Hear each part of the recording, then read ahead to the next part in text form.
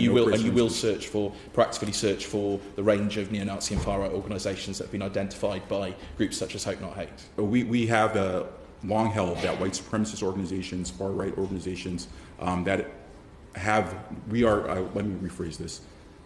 Our policies around terrorism and hate are ideological and apathetic. We do not care whether you claim to be a far left or a far right group. If you have a deep link to violence, a deep link to hate, we remove you, we designate you. Well, you clearly don't, Mr. Potts. Things like racist political ideologies, not even going as far as radicalising anyone to an act of terrorism. I mean, that sort of movement has had considerable success by use of your platform. Should you accept that? I think any type of movement can have success both on social media, online. I think it has success offline. These platforms these ideologies largely start offline. I think that is accurate to say as well. They may be able to spread online and reach other individuals. We take it serious to invest in our ways of stopping that hate on our platform. But I do appreciate your point that it can happen in many forms. When your platforms are taking action, either in relation to a specific post or piece of material, or to ban a channel or a particular account or user, to what extent are those decisions based entirely on what is going on in your own platforms, or what is going on in other platforms, or indeed what is going on offline altogether? Maybe I will start. As you know, or as you may know, we recently banned a number of groups and organizations within the UK, including Britain First, including the English Defence League and others. And we look at a series of signals, both on our platform, on other platforms, but also offline. For example, if we know that an organization is engaged in violence offline, that they have, whether they are hosting events that espouse violence, or whether they're actually carrying out violence, we take those signals in as well. We obviously work with our partners, civil society, academics, to understand this better. We take input from government law enforcement as well as organizations to be better able to understand those trends. Similar with Twitter? Similar. We have criteria by which we designate violent extremist groups. Partly that's informed by national and international lists. Otherwise, it's pretty much three things. First, does the group identify, either through its stated purpose or its actions, as an extremist group? Do they use violence to further their cause? And do they target civilians, all of which considers offline context?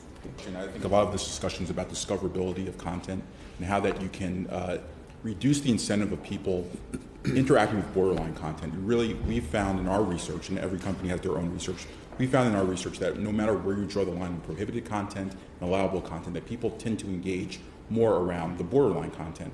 And our CEO, Mark Zuckerberg, has spoken about wanting to flip the calculus on that make it less likely that you will engage with borderline content. We can do that through algorithmic changes. We can do that through things like suggestions, where we now invest in not suggesting things that are borderline, even if they're not violating. I think, Mr. Dowdy, you mentioned a number of groups. I think those are already violating on Facebook, and so they would not be referred. But even things that come close to that, we want to flip that calculus to make sure that we're not surfacing them to you, that they stay buried, and then once we do designate that, they would be removed. Mr. Lawton, to your point about whether it's someone searching for extremist content, someone searching for issues around suicide and self-harm, we do a lot in that space to surface resources to those individuals. For extremist content, for example, after our white nationalism and white separatism announcement in the United States, we are now redirecting individuals who search for that content on Facebook to a group called Life After Hate. It's a group of former extremists that offer resources, offer intervention for people that are searching for that.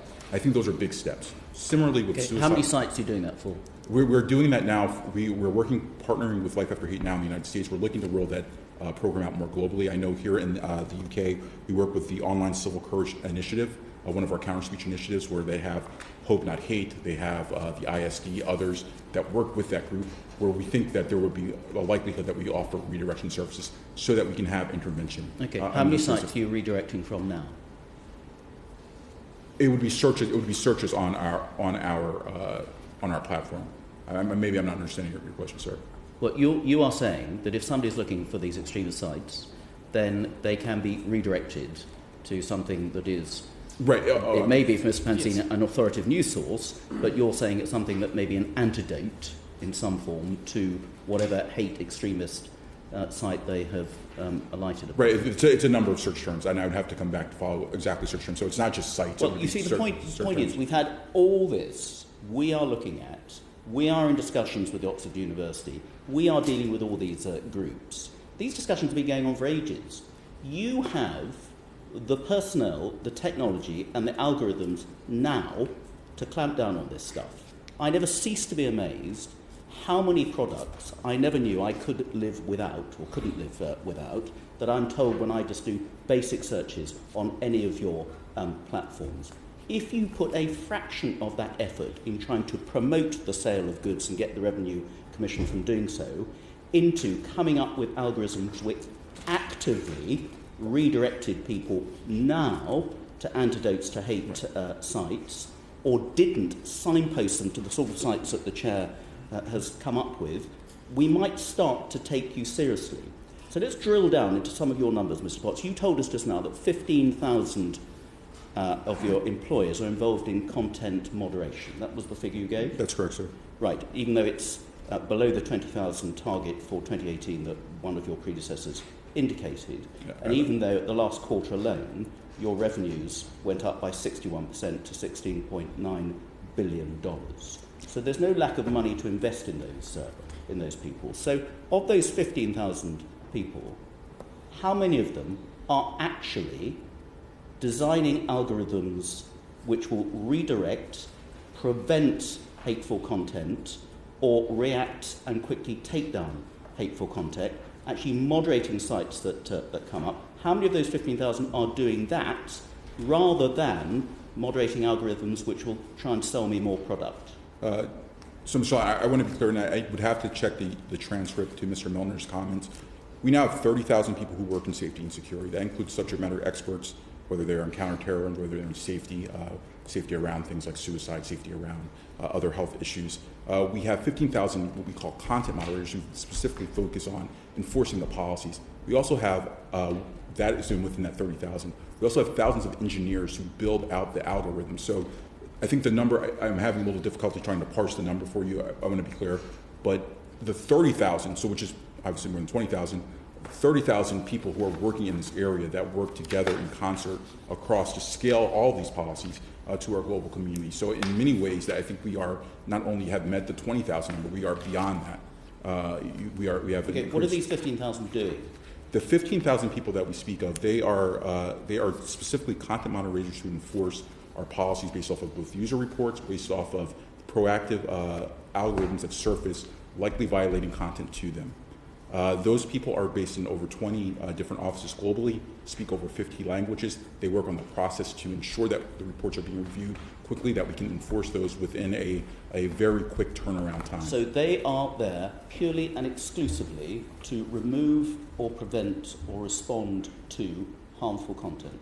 They are, and to build the process to help us both scale that and be quicker in our response. Purely dealing with harmful content? Harmful content, whether it's in all of our abuse types. So you have abuse types such as things like spam, financially motivated bad actors, things like credible violence, things like terrorism, sharing of privately identifiable information. So they're not all involved in harmful content if they're dealing with spam and other things like that, which are an inconvenience, but they're not necessarily harmful content. That's a great point on the definition of what you consider to be harmful content. It's not a great point, it's an obvious response. Well, you've just told me they're all 15,000 dealing with hateful content, and now you've just told me that actually a lot of them are dealing with spam, which cannot be construed necessarily as hateful content. We would just like to know what these people do. You are the first $1 trillion capitalized company in the world with an awful lot of money to employ people to be doing rather more than you're doing now to prevent hateful content, not to design algorithms which want to sell us more. I would really like to know, and I'd like to meet some of those 15,000 people to find out exactly what their job is and how proactive they are being, because time and time again you tell us what you're planning to do and it doesn't come to reality, which is why now regulation has become a thing.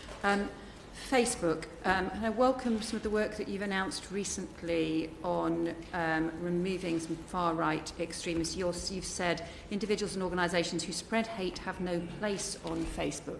What are you doing about closed groups and secret groups? Thank you, Chair. Different surfaces on Facebook have different problems, and closed groups or secret groups are one of those surfaces. About 2 years ago, we started the Safe Communities initiatives to ensure that we were removing both harmful groups and content that was harmful that appeared in those groups. We're holding the group, we're not only reviewing content, whether it's user reported in those groups, we're reviewing that against with our proactive measures, with our artificial intelligence to surface, and we're also holding the group admins more accountable now. So if I was a member of the group and I was posting harmful content that violated, I would get my penalty as normal. But those penalties would also redound towards the admins of those groups. As you eclipse a certain threshold, the group, you run the risk of having the group removed. You run the risk of being able to admin or moderate other groups as well. How do you know about those groups and what's happening, though, if you don't have users within them reporting things? Fortunately, we do have users who, even in some of these enclosed groups, who will report things. We also do run our automated services within the groups. Okay. This is a tweet by Matthew Collins, a researcher at Hope Not Hate. Hope Not Hate is a disgusting far-left organisation that fabricates and exaggerates the supposed threat from who they call the far right. I'm about to play a short clip from a radio interview Matthew Collins gave to an Irish radio station, in which he completely exaggerates the supposed threat his life is supposed to be under. Yeah, was your life threatened, essentially, do you think? Yeah, there was all kinds of threats. And you know, back in those days, of course, there was no internet, so if you were told that there was a serious threat to your life, it had to, it came from, word of mouth. So there was I think there was a newsletter printed and distributed around London that we believe Matthew Collins has given information to Searchlight and ITV, and if you see him, deal with him. So. Do you still think that you would have problems showing your face in certain parts of London? In certain parts of London, but I'm also very, very pleased to say that I've made new enemies since then. It didn't stop then. I did the work I do now is doing exactly the same thing, running people inside far-right groups to disrupt them. And so all the old enemies I had back in 1993 who wanted to kill me are all in their 50s or 60s now. I'm pleased to say I've got a whole new generation of people who want to kill me because of the work I do. And that's good. You say that with a smile, because... Well, it's not perfect, but I think, look, if you're doing something right, and it involves race haters and wannabe terrorists and killers, and they hate you, then I'm doing something right. A listener wants to know, how did you vote on Brexit? I didn't vote. Can I ask you why not? Because my name would have been on the electoral register, and then the lunatics standing for election would have had my home details. And would you be, without a ballot paper in front of you, be pro or anti-Brexit? I'm an Irishman. What does that mean? It means now I've got an Irish passport. I'm very anti-Brexit. OK, well, we'll accept that answer. It's fun. And as you can see from this tweet, Matthew Collins openly attends book signings, making it a complete fabrication that he can't even go on the electoral register through fear of repercussions from his activities. It's an absolute disgrace that Hope Not Hate are allowed to function as a charity in the United Kingdom, and it is amazing that the UK government and the Parliamentary Home Affairs Select Committee would give Hope Not Hate authority over social media networks, telling them who they should and shouldn't ban. Hope Not Hate have no moral high ground over anyone. Is this on YouTube? So this is Matthew Collins. Make sure you screenshot. This is a guy that works for Hope Not Hate. This is a guy that goes around fabricating stories about people because he's so miserable.